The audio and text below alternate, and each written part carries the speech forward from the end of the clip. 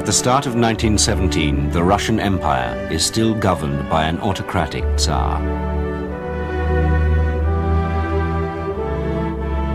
From his palace in St. Petersburg, one man rules over 170 million people, answerable only to God.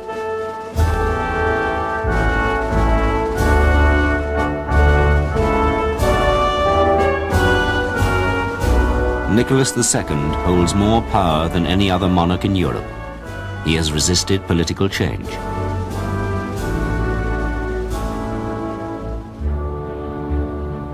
But the Tsar's days are numbered. Workers, discontented and hungry, go on strike in St. Petersburg.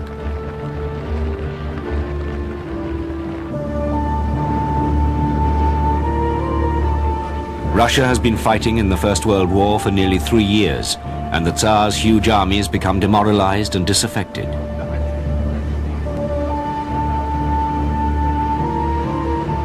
They've suffered defeat after defeat.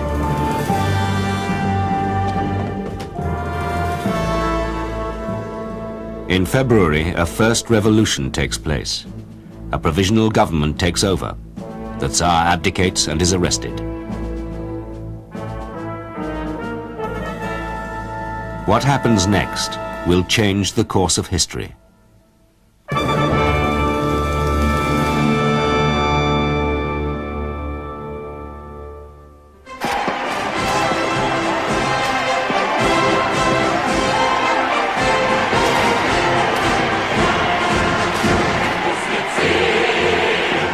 Russians believed they'd won their freedom at last.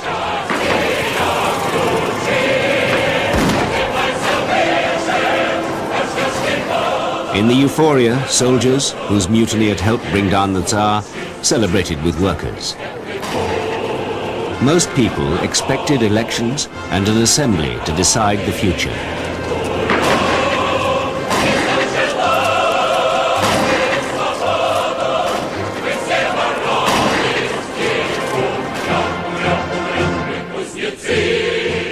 Lenin, leader of the small Bolshevik party, wanted more revolutionary change and his own type of Marxist socialism.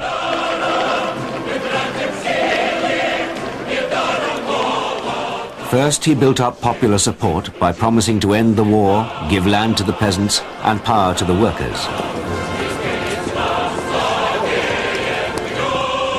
In October, the Bolsheviks decided they were ready to seize power. Among Lenin's supporters was a young poet, Alexander Bryansky. Восстань, народ! Иди на улицу! Take to the streets, rise up, raise your hammer, forge happiness for the world, end the bowing and scraping, go boldly, shine, rejoice.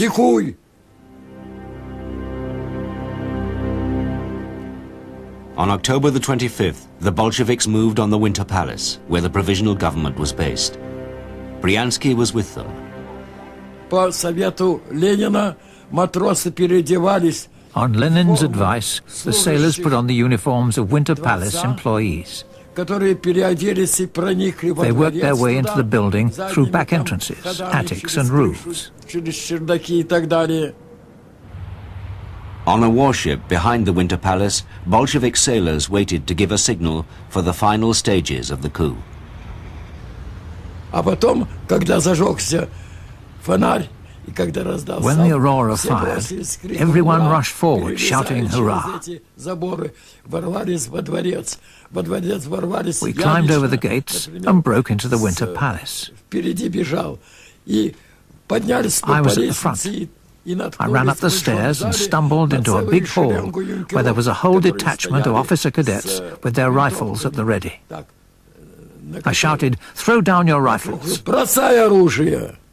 And they threw down their weapons as if to order. They'd seen how angry we were. The same night, Lenin spoke to the workers' revolutionary councils, setting out his vision. He told them Russia had turned a new page, leading to the victory of socialism. From now on, he said, the oppressed masses will themselves form the government. Outside the hall, many were frightened by what the Bolsheviks might do. But the early believers were excited by Lenin's message and full of hope. Что будущее России пойдет по другому пути, по пути власть. I thought that the future of Russia would take a different path, that the people would exercise power through the workers and soldiers and Soviets. Everyone would work wherever they were, free from exploitation. Ну, мне нравилось, что эта теория обещает в будущем. What I liked was the promise of a happy, classless society in the future, in which everyone would enjoy all the good created by the society. Потому что меня что привлекало? Справедливость. I was attracted by the idea of justice, equality between people, acting in the name of humanity. Действия всех наших структур ради человека.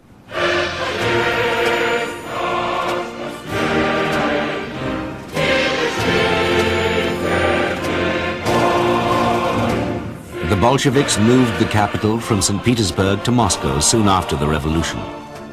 They took Russia out of the war. The Tsar and his family were shot. And from Moscow, they planned to extend the revolution to the rest of the world. A forceful message was sent to workers everywhere. If the proletariat in other countries followed the communist way, they could kick out kings and capitalists and achieve a world with no more war. Harry Young went to Moscow in a delegation from the tiny British Communist Party.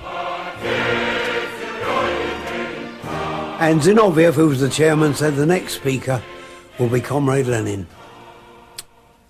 Hit a pin drop. Dead silence, vast hall. 3,000 people from all over the world.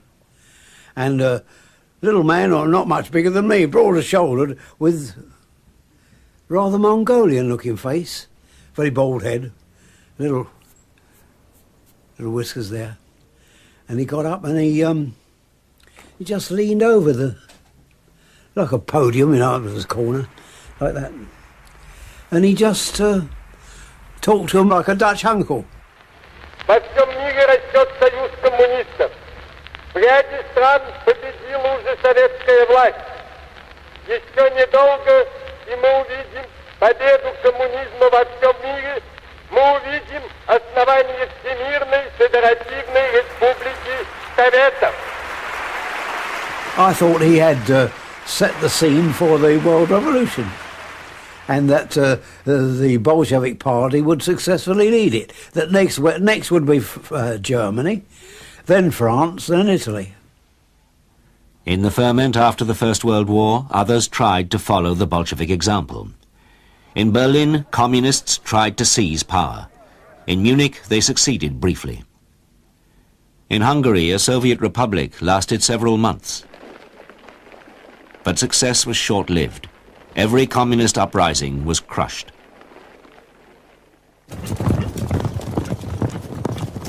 And back in Russia itself, the Bolsheviks had to fight for their own survival in a vicious civil war with supporters of the old regime who were helped by Western governments.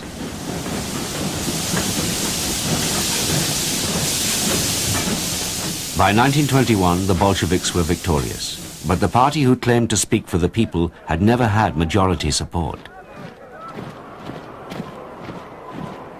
Lenin had created a large secret police force to kill and terrorize his opponents.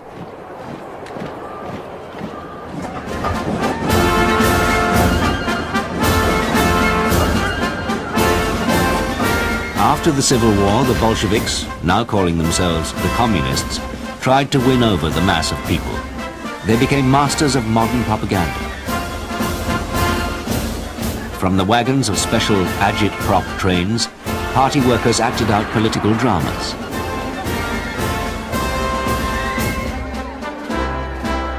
On the trains, many Russians saw their first ever films with an optimistic message about the future. Posters put across the central ideas of communism, as conceived by the 19th century German Karl Marx, and adapted by Lenin. At the heart was the idea of class struggle.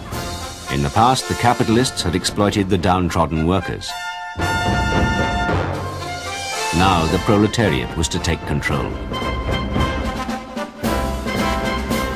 In the factories, workers' representatives would make the decisions. The idea of profit would be abandoned. The fruits of toil would be hospitals, housing, and schools.